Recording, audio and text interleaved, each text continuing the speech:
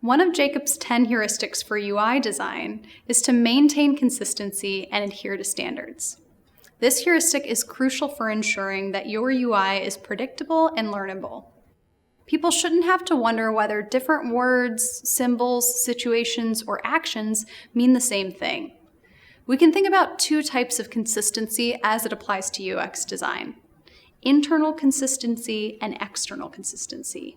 Internal consistency refers to maintaining consistency within a product or a family of products. For example, maybe your visual designers decide to use a specific shade of orange to highlight actionable elements, things like call to action buttons. If you decided to then use that orange to highlight a static heading, you'd be breaking internal consistency. That might be a problem because it violates the established meaning of that visual treatment. Users may no longer be able to rely on it to help them determine which elements in your UI are actionable. External consistency refers to maintaining consistency outside of products.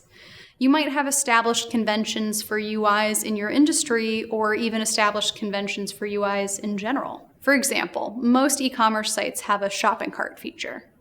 People are familiar with this feature because they see it anytime they use an e-commerce site. They have existing expectations for how that feature should work and where it should be placed. In the upper right corner of the screen, usually. Jakob's law can help us to understand why external standards are so important. Jakob's law states that people spend most of their time on sites other than yours.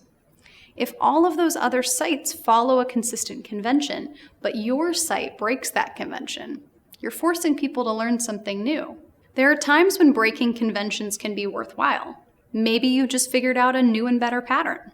Just remember, you're adding to your users' cognitive load every time you make them learn something new, so you should only do it when it's absolutely necessary. In most cases, it's best to maintain consistency, both internal and external, to improve your product's learnability.